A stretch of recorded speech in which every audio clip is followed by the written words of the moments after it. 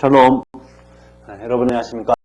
히브리어 기살리기라는 제목으로 앞으로 여러분과 함께 성경 히브리어를 공부하게 될 전주대학교 기독교학과의 김경래입니다. 일반적으로 히브리어 하면은 어렵다 이러한 인상을 주는 것 같습니다. 그동안 우리 한국에 한반도에 기독교가 전래되고 많은 기독교인들이 늘어나고 또 교회 수가 늘어나고 신학교들이 생겨났고 많은 사람들이 신학교에서 공부를 할 때 과목 중에 하나가 히브리어입니다. 근데 이상하게도 이제까지 가르치는 분들도 그렇고 배우는 학생들도 그렇고 히브리어는 어려운 언어다 이런 인식이 많은 사람들에게 보편적으로 퍼져 있는 것 같습니다. 저는 이 과목을 통해서 이 히브리어 기살리기 과정을 통해서 여러분에게 이러한 인식이 근본적으로 잘못되었고 우리가 쉽게 히브리어를 배울 수 있다는 것을 보여드리기를 원하는 사람입니다. 히브리어는 쉽다 이 사실을 제가 누누이 강조하게 되겠는데 실제로 히브리어는 쉽습니다. 저는 개인적으로 이스라엘에서 10년 가까이 공부를 한 사람입니다. 그곳에서 석사를 했고 또 박사학위를 받았는데 석사 전공은 히브리어 언어입니다. 그리고 박사 전공은 성경 사본 비평학이 되겠습니다. 그래서 거의 10년에 가까운 세월을 이스라엘에서 공부하는 동안에 성경의 언어인 히브리어, 헬라어, 아람어, 기타 여러 언어들에 매달리면서 공부를 한 경험이 있습니다. 또 지난 여러 해 동안, 몇 년 동안 전주대학교에 와서 히브리어를 가르치고 또 구약을 가르치면서 이 히브리어가 얼마나 가르치기 쉬운 언어인지 저는 경험을 하게 되었고 그 경험을 실제로 그 교육 현장에서 옮기고 있는 사람 중에 하나인 것입니다. 아마 많은 사람들이 히브리어를 어렵다고 생각하는 이유를 저는 이런 것이 아닌가 하고 생각하는데 우리나라에서 요즘에 영어를 가르치는 수준이 상당히 높아졌습니다. 그래서 많은 분들이 영어를 아주 효과적으로 쉽게 가르치고 있습니다.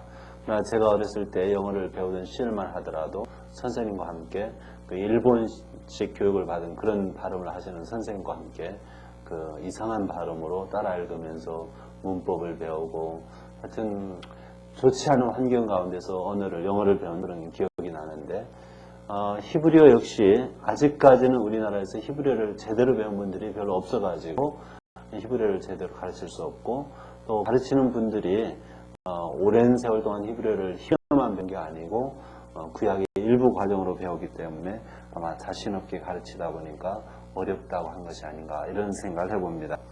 그렇지만 실제 히브리어는 쉬운 언어입니다. 오늘날 이스라엘에 많은 유대인들이 전 세계에서 이민 오는데 그들이 대략 석 달만 울판이라고 불리는 히브리어 언어 그 학습소에서 그 언어를 배우면은 그 석 달 배운 히브리어 실력을 가지고 거리에서 얼마든지 대화를 나눌 수 있고 심지어는 간단한 업무를 볼 수 있습니다. 이렇게 쉬운 언어가 히브리어입니다. 그리고 현대 히브리어라고 하는 이 히브리어, 이 이스라엘 사람들이 입에 살아있는 이 현대 히브리어는 성경 히브리어와 맥락을 같이 하고 있습니다. 이들이 오랜 세월 동안 방랑의 세월을 보내다가 다시 이스라엘 옛날 땅으로 돌아와가지고 살 때 히브리어를 우리가 써야겠다 이런 결정을 하게 되었고 그 다음에 어떤 히브리어를 쓸 것인가 히브리어가 역사적으로 끊인 적이 없습니다. 결코 사어로 없어진 적이 없습니다. 많은 사람들이 히브리어는 사어, 죽은 언어다 한데 이것은 잘못된 평가입니다. 그 성경 히브리어를 쓸 것이냐 아니면 성경 히브리어 이후 예수 시대의 그 미슈나 히브리어, 미슈나 탈무드, 미드라시 등에 쓰인 그런 히브리어를 쓸 것이냐 아니면 중세 히브리어를 쓸 것이냐 중세의 많은 주석들이 이 중세 히브리어로 기록되었습니다. 이렇게 이들은 고민을 하게 되었는데 결국은 성경 히브리어로 돌아가게 되었습니다. 그래서 현대 히브리어가 성경 히브리어하고 상당히 가까운 언어임을 여러분이 인식하셔야만 합니다. 문법적인 그 언어적으로 몇 가지 차이점을 빼놓고는 현대 히브리어는 실제 성경 히브리어를 기초로 하고 있기 때문에 성경 히브리어 지식이 없는 그런 사람일지라도 현대 히브리어를 모호로 하는 이스라엘 사람들은 성경을 얼마든지 이해할 수가 있습니다. 이것이 현대 히브리어를 배우는 이점이기도 합니다. 그래서 오늘날 이스라엘이라는 나라가 생겨났고 현대 히브리어가 언어로서 살아있는 만큼 현대 히브리어를 통해서 성경 히브리어를 배우는 것도 하나의 좋은 방법이라고 여러분에게 말씀을 드립니다. 제가 여러분과 함께 시도하는 방식은, 학습 방식은 성서당 학습 방법이라고 제가 이름을 붙여봅니다. 성서당 학습 방법. 성경 또는 성서라고 하는 우리가 연구하고자 하는 책하고 서당이라는 단어를 연결해서 성서당이라는 이름을 제가 만들어 봤는데, 나름대로 히브리어로 베이트 미크라, 미크라는 성경 또는 성서를 뜻합니다. 베이트, 집, 성경의 집, 성서의 집, 서당. 그 성서라는 것은 원래 책이라는 뜻입니다. 그래서 서당 또는 성서당. 왜 제가 이런 이름을 붙여가지고 이 학습 방법을 여러분 가운데 퍼치기를 원하냐면은, 우리 조상들, 우리 할아버지 또는 아버지 때만 하더라도 많은 분들이, 남자들이, 사내 아이들이 어렸을 때 학교가 아니고 서당에 다니면서 글을 배웠습니다. 아주 어린 나이부터 이들은 서당에 가서 그 어려운 우리나라 말도 아닌 그 중국말을, 중국 발음도 아닌 우리식 그 발음으로, 그 한자라는 이름으로 그 옛날 중국의 고전 문학들 또는 우리 조상들이 쓴 한자로 쓴, 한문으로 쓴 그런 문헌들을 공부를 했습니다. 이 방법에 따르면은 처음부터 선생님을 따라서, 훈장님을 따라서 외우고 쓰고 하면서 완전히 외워서 배우는 이러한 방식이었습니다. 제게 이미 고인이 되신 아버님이 계신데, 이분은 어렸을 때 서당을 다니셨습니다. 초등학교는 졸업을 못한 분입니다. 이분은 노인이 되기까지 어려서 배운 그 한문으로 된 고전들을 거의 외워서 쓸 수 있는 그러한 분이었습니다. 다시 말해서 옛날에 우리 서당에서 가르친 그 교육 방법이 미개한 것 같지만은 상당히 이 중국 한문학 또는 한문으로 된 경전들을 배우는데 상당히 도움이 됐다는 사실입니다. 그러나 오늘날 신학교에서 히브리어를 또는 일반 대학에서 히브리어를 배우는 분들이 이구동성으로 하는 얘기가 졸업하면 잊어버린다, 선생님에게 반납한다, 이런 말을 많이 합니다. 다시 말해서 가르치는 의미가 없다는 것입니다. 그럼 왜 이러한 결과를 낳게 되는가? 저는 나름대로 이렇게 생각을 해봅니다. 우리가 히브리어를 배우는 이 방식은 서구인들이 개발해 놓은 그런 방식입니다. 서구 사람들은 상당히 분석적인 머리를 가진 것 같습니다. 언어를 배움에 있어서도 분석적으로 배우고, 분석한 결과를 가지고 샘플 연구를 해가지고 전체를 얘기하기를 좋아하는 이런 사람들이 아닌가 싶습니다. 그래서 먼저 문법을 가르쳐야만 하고, 그 문법에 의지해서 그 본문을 하나씩 분석해 가면서 그 본문을 이해하고자 하는 것입니다. 이것이 바로 우리가 받아들인 서구적 학습 방법입니다. 우리 어른들이, 옛날 어른들이 서당에서 배운 방법하고는 완전히 다릅니다. 서당에서는 처음에 이해를 못하더라도 읽고 또 외우고 수련해서 읽고 써보고 이렇게 함으로써 어느 순간에 물리가 트게 되면서, 물리가 때부터 이제 모든 것이 이해되는 이런 경지에 이르게 됩니다. 하지만은 분석적인 방법에 따르면은 전체적인 분석의 도구, 가장 기초인 것이 문법이죠. 문법을 배우고 그 문법을 기초로 해가지고 하나씩 분석에 들어갑니다. 샘플을 연구하고 더 넓은 샘플을 연구하고 이런 식으로 분석에 들어갑니다. 그러다 보니까 처음부터 조그만 부분을 가지고라도 결론을 내야만 하는 이런 성급한 일이 벌어진다는 것입니다. 그렇지만 우리가 옛날 서당 방식대로 하면 처음에 결론을 내리질 않습니다. 그래서 모르더라도 읽고 또 읽고 쓰고 외우고 이렇게 함으로써 어느 날 이 지식이 축적되어가지고 어느 순간에 물리가 트고 깨닫게 된다는 사실입니다. 그래서 저는 여러분과 함께 이 이스라엘도 결국 동양에 속하는 나라인데, 동양의 고전이어도 우리 기독교인들의 그 성전인 그 경전이, 이 성경을 배움에 있어서 동양적인 방식, 서양적인 분석적인 방법보다는 동양적으로 소리내서 읽고 써보고 외우고 처음부터 귀납적으로 본문을 대함으로써 공부하는 것이 훨씬 좋다는 것을 여러분에게 입증해드리고 싶은 마음이 있는 것입니다. 이게 바로 제가 여러분에게 소개하는 성서당 학습 방법입니다. 이러한 성서당 학습 방법에 근거해서 저는 문법을 강조하지 않습니다. 여러분이 아마 문법적 용어들을 이미 배우신 분들이라면 많이 알고 있을 텐데, 문법 용어들을 외우는 것이 히브리어 본문을 외우는 것보다 더 힘들 수가 있습니다. 문법 용어를 외우고 이해할 시간이 있으면 차라리 히브리어 성경 본문을 읽고 외우는 것이 훨씬 유익하지 않겠습니까? 어떤 분들은 문법을 한 1년 또는 심지어는 2년 가까이 배우고 히브리어 성경을 열 마음이 없습니다. 용기가 나지 않습니다. 하지만 이 성서당 방법에 따르면 저는 여러분과 함께 알파벳을 배운 이후에 곧바로 성경 본문을 열고 함께 읽고 함께 해석을 해보는 것입니다. 그래서 여러분이 성경을 히브리어로 된 성경을 더 친숙하게 대할 수 있도록 이렇게 도와드릴 것입니다. 이것이 바로 성서당 학습 방법임을 말씀드립니다. 이 문법 때문에 식사하신 분들, 또 문법 때문에 히브리어를 포기하신 분들, 이런 분들은 한 번쯤 제가 권하는 이 성서당 학습 방법을 통해서 히브리어 성경이 쉽다는 것을 체험하시고 또 여러분 스스로 성경을 원문으로 다시 말해서 그 원래 언어로 히브리어로 읽으시면서 여러분 나름대로 즐거운 맛을 보시기를 바랍니다. 그리고 또 한 가지 덧붙여서 말씀드리는 것은 언어라는 것은 혀에 붙어 있어야만 오래갑니다. 혀에 붙어 있어야만 오래가요. 그 영어에서 언어를 가리키는 말 중에 하나가 tongue입니다. tongue, 혀라는 뜻이죠. 그래서 뭐를 mother tongue 이렇게 말합니다. 뭐 엄마의 혀, 엄마 혀, mother tongue. 자, 이 혀라고 이렇게 언어를 표현하는데 히브리어 역시 언어를 표현하는 단어 중에 한 가지가 라숀, 혀입니다. 또 다른 하나가 사파입니다. 사파라는 것은 입술이라는 뜻입니다. 히브리어에서는 혀 외에 라숀, 혀를 뜻하는 라숀 외에 언어를 뜻하는 단어로서 사파, 입술을 가지고 또 언어를 표현합니다. 다시 말해서 이 언어라는 것은 혀 또는 입술에 담겨 있어야만 이것이 오래갑니다. 여러분이 만약에 어느 언어를 배울 때 그 입술로 또는 혀로 다시 말해서 이 발성기관을 통해서 익숙하게 소리내고 사용하지 않으면은 여러분이 머리에만 담는다면 또 손끝에만 담는다면 그 언어는 결코 오래가지 않습니다.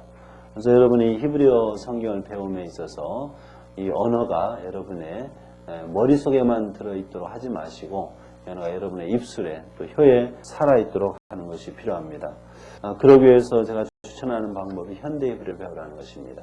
앞에서 말씀드린 것처럼 현대 히브리어하고 성경 히브리어하고 별 차이가 없기 때문에 현대 히브리어를 배우는 사람들은 성경을 쉽게 이해할 수가 있습니다.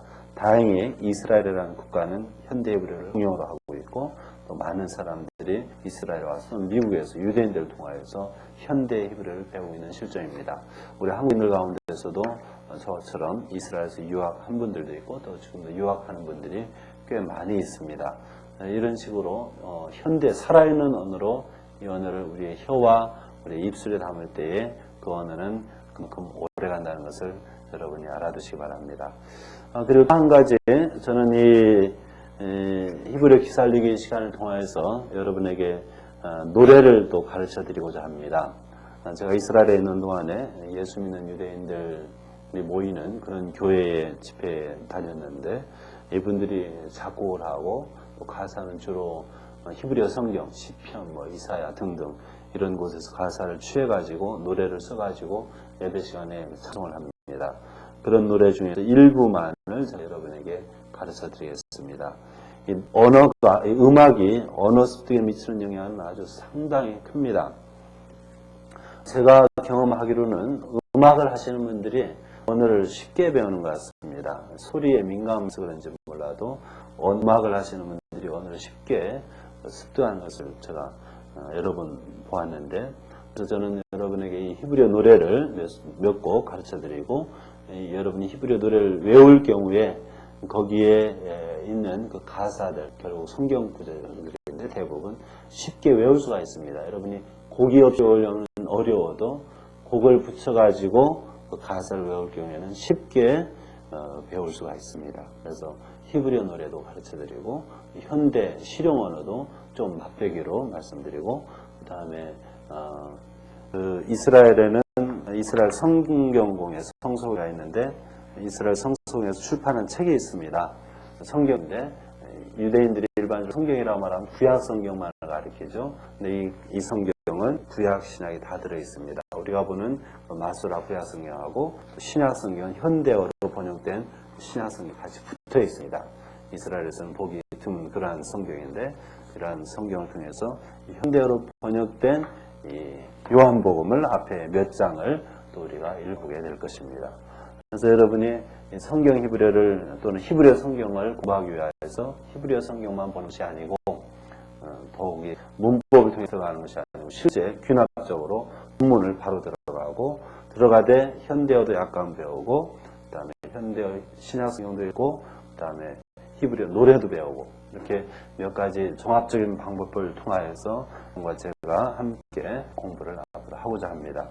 특별히 이 과정을 위하여서 여러분이 필요한 책이 있는데, 먼저 이 히브리어 성경책은 우리나라에서는 구입할 수가 없습니다. 여러분 혹시 이스라엘에 여행하시거나 또 친구들이 가시는 분이 있으면은 부탁을 하셔가지고 이스라엘 성서공회에서 이 책을 구입할 수가 있고요. 그 다음에 우리 교재로서 제가 이 기초과정이 있고 전체 그 1과정부터 6과정까지 6개 과정이 있는데, 기초과정은 12과로 이루어져 있습니다. 대개 한 과에 40분가량 수업이 되겠습니다. 그리고 제 1과정부터 제 6과정까지는 한 과정에 24개 과로 되어 있는데, 역시 대략 40분 가까이 이렇게 수업이 될 겁니다. 근데 여기 보이는 재미있는 성서당 히브리어, 전주대학교 출판부에서 나왔는데요. 이 책을 가지고 여러분이 기초과정을 볼 수 있겠고, 그 다음에 제1과정을 볼 수 있고, 제2과정까지 볼 수가 있습니다. 또 이에 딸린 카세트 테이프 60원짜리 4개가 이 책에 포함되어 있습니다. 그래서 1과정, 2과정까지는 여러분이 이 책을 교재로 보실 수 있고요. 3과정부터는 화면을 달아보시고 여러분 성경을 직접 구입하셔서 보시면 되겠습니다. 그리고 이 책에 1, 2과정뿐만이 아니라 에스더 전체까지 다른 설명이 뒤에 나와 있습니다. 그래서 여러분 이 책을 통하여서 에스더까지 1, 2과정 그리고 에스더까지도 공부할 수가 있습니다. 재미있는 성서당 히브리어, 전주대학교 출판부 간행한 책입니다. 이 책이 일단 시작할 무렵에 교재가 되겠고요. 그 다음에 여러분에게 필요한 또 한 권의 책이 있는데, 역시 전주대학교 출판부에서 발행한 성서당 히브리어 한글 사전입니다. 성서당 히브리어 한글 사전. 책이 시커먼 색깔로 되어 있는데, 부피는 조그만 것 같지만 상당히 페이지가 많습니다. 620여 쪽이 돼요. 저하고 제 안에 하면조하고 이렇게 둘이 책을 펴냈습니다. 이스라엘 대사관에서 많은 도움을 줘가지고 쉽게 펴낼 수 있었는데, 물론 여러 해 동안 수고한 책입니다. 현대 히브리어 사전입니다. 실제는 현대 히브리어 사전이지만 아까 말씀드린 것처럼 현대 히브리어나 성경 히브리어나 결국은 똑같은 언어이기 때문에 이 사전을 통해서도 여러분이 우리 성경의 웬만한 단어는 찾을 수가 있습니다. 그리고 이 사전을 언급하면서 참고적으로 사전을 언급할 때, 사전을 편찬할 때 일반적으로 어근에 의해서 이 히브리어 사전을 편찬합니다. 최근에 이스라엘에서 어근에 의해서 순서를 정하는 것이 아니고 그 동사 변화, 이 변화하는 형이 있는데, 그 동사 변화에서 그 변화에서 다른 형은 그 나름대로 항목을 따로잡습니다. 예를 들어서 앞으로 말씀드렸습니다만 카탈이라는 게 있다면 똑같은 어근을 가지고 힉틸도 있습니다. 힉틸은 종래 여러분이 보시는 사전을 보시면 일반적인 사전은 카탈에서 찾습니다. 그러나 제 사전은 힉틸은 힉틸에서 찾습니다. 이것이 새롭게 시도된 방식이라는 것을 말씀드리고, 최초 우리나라에서 나오는 또는 최초로 우리나라에서 소개된 현대 히브리어 한글 사전임을 말씀드리고, 이 사전이 아마 여러분에게 필요할 겁니다. 그래서 성서당 히브리어 한글 사전과 그 다음에 재미있는 성서당 히브리어 교재를 가지고 여러분이 쉽게 시작을 할 수 있습니다. 그럼 이 시간에 오늘 이게 특과가 되는데, 결국 오늘 바로 히브리어 알파벳 들어가는 게 아니고요. 히브리어의 특징을 제가 몇 가지로 말씀을 드리고자 합니다. 자, 우선 대표적으로 어렵지 않다는 것은 여러분이 분명히 알고 계셔야만 하는데, 그 히브리어 성경, 이 구약 성경은 대략 지금으로부터 약 3,400여 년 전부터 기록되기 시작했죠. 그래서 약 1000년에 걸쳐 가지고 오랜 세월 동안에 집필이 계속됩니다. 어떤 사람들은 구약 성경의 집필식을 굉장히 늦게 이렇게 잡습니다. 저는 사본학을 공부한 사람이기 때문에 누구보다도 증거를 가지고 얘기하는 사람인데, 많은 사람들이 이론을 전개하면서 전혀 사실에 근거하지 않은 생각들을 많이 머릿속에서 끄집어내가지고 여러 가지 얘기를 합니다. 문서설, 무슨 설 등등 얘기하는데, 제가 볼 때 그들이 얘기하는 많은 설들이 잘못된 것입니다. 잘못된 생각에 출발했다는 겁니다. 아무 근거가 없습니다. 심지어 지금은 그런 사람이 없습니다만 몇십 년 전만 하더라도 이 언어가 근동지방에서 옛날에 언어가 없었다. 문자 언어를 쓴 것이 그렇게 오래되지 않다. 이렇게 주장하는 사람도 있습니다. 그래서 모세 때 지금부터 약 3,500년 전에 문자가 있었을 수가 없다. 이렇게 주장하는 사람이 있는데 그것은 완전히 잘못된 것이라는 것이 이미 오래전부터 발굴을 통하여서 고고학적인 발굴물들을 통해서 드러났습니다. 근동지방에서 언어가 있었으면 굉장히 오래됐습니다. 이미 수메르이들, 아카데인들 등등 썼는데, 자, 제가 성경 그 문헌을, 그러니까 성경의 내용을 담은 모든 문헌, 모든 사본들을 망라해가지고 가장 오래된 것이 어느 시대냐 여러분이 한번 묻고 싶은데, 여러분이 무슨 대답이 있는지 모르겠습니다. 이 성경 구절을 담고 있는 제일 오래된 문서가 어느 것이냐? 문서설 주장하는 사람들은 아마 6세기, 7세기 넘어가기 힘들 겁니다.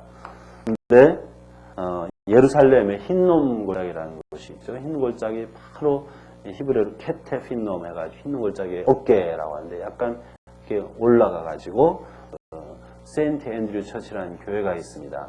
스코티시 교회인데, 스코틀랜드 교회인데, 그 교회 그 이렇게 비탈에 무덤이, 옛날 무덤이 많이 발견됐는데 그곳에서 가비 바카이라고 하는 이스라엘 고고학자, 저도 개인적으로 그분한테 고고학을 배운 적이 있습니다만 이스라엘에서, 이분이 1970년도에 은편자, 다시 말해서 은을 넙죽하게 만들어가지고 거기에다 고대 히브리어 글씨체, 우리가 아는 그런 정방형의 히브리어 글씨체가 아니고 고대 히브리어 글씨체로 그 민수기 6장 20 몇 절이죠. 23, 4절쯤 됩니다. 그 제사장이 이스라엘 백성을 축복하는 그 구절입니다.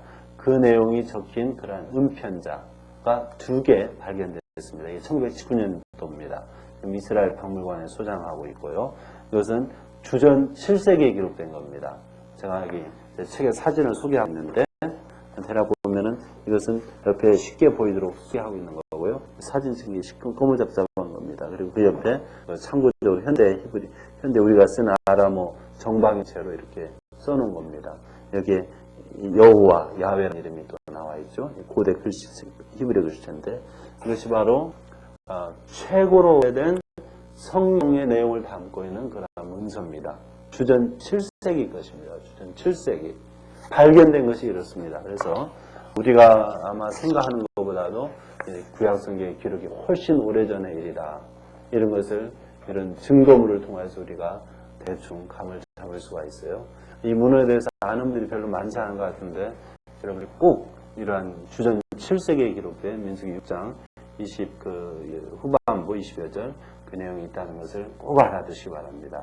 1979년도에 우연히 발견됐습니다. 자, 그럼 이제 말씀드리고자 하는 그 히브리 언어의 특징을 말씀을 드리면은, 첫째, 반복되는 말씀인데, 히브리어는 쉽습니다. 히브리어는 쉽습니다. 아랍어가 있습니다. 아랍어는 히브리어보다 어렵습니다. 일반적으로 우리가 고대 세머, Semitic Comparative Semitic Language, 다시 말해서 비교 세머를 공부할 때 우리가 고대의 그 세머였겠다. 이것이 세머의 어머니 언어였겠다. Proto-Semitic Semitic Language였겠다. 이렇게 생각하는 것이, 그런 언어가 남아있지 않기 때문에 아랍어에서 우리가 따가지고 아랍어하고 가까울 것이다. 이렇게 생각을 합니다. 일반적으로. 왜냐하면 아랍어는 많은 변화들이 아직도 남아있습니다. 복잡합니다. 발음도 현대인들에게 상당히 좋습니다.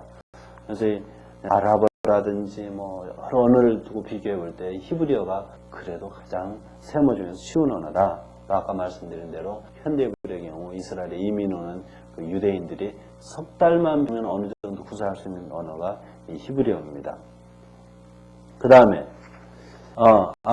아울러 이 히브리어가 쉽다고 하는데, 많은 분들이 히브리어 글자를 보고 처음에 알파벳을 배울 때 아이고야 이게 힘들구나 이렇게 말을 합니다.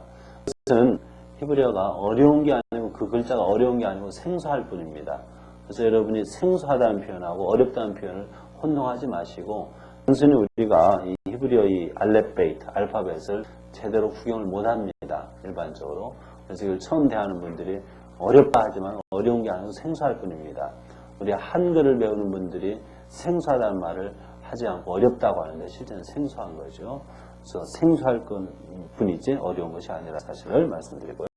두 번째, 히브리의 특징 중에 하나가 오른쪽에서 왼쪽으로 한다는 것입니다. 이것이 우리하고 다른 지제입니다. 그래서 전산화할 경우에 조금 기술적인 도움이 필요한 언어가 히브리어입니다. 방향이 반대이기 때문에. 그래서 오른쪽에서 왼쪽으로. 아랍어도 마찬가지죠. 세모들이 그렇습니다. 그 다음에 히브리어의 거의 대부분 어휘는 세 개의 자음 글자라고 했습니다. 히브리어의 알파벳은 원래 알파벳이라는 말도 히브리어 알레벳에서 나온 겁니다. 알파벳은 자음만으로 이루어져 있습니다. 모음은 없습니다. 자음만으로 이루어진 것이 셈쪽 언의 그 알파벳들입니다.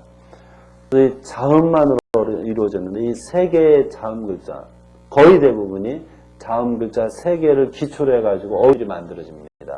이것은 다른 말로 여러분이 그 제한된 무지기수 아니고 제한된 숫자의 어근들, 그러니까 세 글자로 일반적으로 꼭 그런 건 아니지만 거의 대부분 세 자음 글자로 이루어진 그 어근들의 의미를 여러분이 알고만 있으면은 웬만한 단어는 그곳으로부터 그 어근 글자로부터 추정해가지고 알아낼 수 있다는 것입니다. 이런 점에서 또 히브리어가 쉽다는 것을 여러분 이해하실 수가 있죠. 그 다음에 네 번째 특징은 자, 이러한 기본이 되는, 어근이 되는 자음 글자 세 개가 있고, 여기에 의미를 이제 변화시킬 때 어떻게 하느냐. 어간에 붙여지는 모음은 후대에 마술학자들이 발명하죠. 원래는 그냥 구조로 내려오다가, 또 일부 시기에는 예수시대쯤 하면은 그 자음 글 중에서 일부를 모음으로 취하기 시작합니다. 이미 그 전부터요. 자, 모음을 어떻게 붙이느냐, 접두사를 어떻게 넣느냐, 전미사를 어떻게 넣느냐에 따라서 의미가 조금씩 바뀝니다. 내가 간다, 네가 간다, 그가 간다, 그 여자가 간다 이런 것은 접두사, 전미사 이런 거에 의해서 바뀌고 모음에 의해서 바뀐다는 것입니다. 그래서 결국은 기본이 되는 어간만 알고 있으면 그 의미만 알고 있으면 대략 뜻을 찾아낼 수 있다는 거죠. 그 다음에 다섯 번째로 우리가 히브리어 학습에 있어서 모음을 많이 강조하는데 점이나 이런 부호들을 실상 모음은 성경 본문이 모두 기록된 이후에 마술학자들이 구하려낸 겁니다. 강조할 필요가 없어요. 사분화하는 사람들의 경우에는 모음을 일반적으로 보지 않으려고 들어갑니다. 왜냐하면 모음을 찍은 것도 이미 해석에 들어갑니다. 마술학자들이 원래 모음이 없는 이 자음 본문에다가 모음을 집어넣은 것은 그들 나름대로의 해석이라는 것이죠. 그래서 이 모음을 저는 강조하지 않을 겁니다. 그리고 현대 히브리어를 하는 사람들이 모음 없이 기록된 그러한 그 히브리어를 얼마든지 읽어내려갈 수가 있습니다. 여러분이 놀랄 일이 아니죠, 이것이. 그래서 여러분도, 저도 여러분과 함께 공부할 때 모음 강조하지 않고 가급적 자음 위주로 이렇게 공부를 할 것입니다. 물론 히브리어 성경에 이미 모음이 찍혀있기 때문에 그것을 제가 일부러 떼가지고 하겠다는 것은 아닙니다. 하지만 모음을 일부러 강조하지는 않겠다. 이것을 여러분에게 말씀드리고 이렇게 이상으로서 히브리어의 특징을 간단하게 몇 가지로 말씀을 드려봤습니다. 자, 이게 우리가 배우고자 하는 히브리어인데 저는 히브리어를 가르칠 때 성경 히브리어 또는 성서 히브리어를 가르친다 이런 말을 잘 하지 않습니다. 사실 저는 히브리어 성경을 가르친다, 히브리어 성서를 가르친다 이런 말을 즐겼습니다. 왜냐? 우리가 히브리어를 배우는 목적은 일반적으로 뭐 다 그런 건 아니겠지만 성경을 읽기 위한 것입니다. 성경을 올바로 이해하고 또 번역할 때 올바르게 번역하고 이것이 우리의 목적이기 때문에 히브리어 성경을 가르친다. 저는 이렇게 말을 하지 성경 히브리어를 가르친다. 이런 말을 저는 별로 하지 않습니다. 물론 우리가 뭐 히브리어 기사를 이런 제목으로 이 과정을 이제 엮어나가겠지만 우리의 목적은 성경을 제대로 이해하는 데 있다. 하나님의 말씀으로서의 성경을 제대로 이해하는 데 있다. 이런 목적을 가지고 있는 것입니다. 그래서 앞으로 여러분이 성서당 방법에 따라서 저와 함께 이 언어를 우리의 입술에, 우리의 혀에 담고 또 노래로서 찬양도 하고 함께 재미있게 한번 이 히브리어 성경을 공부하시기를 바랍니다. 여러분 감사합니다. 다음 시간에 뵙겠습니다. 샬롬.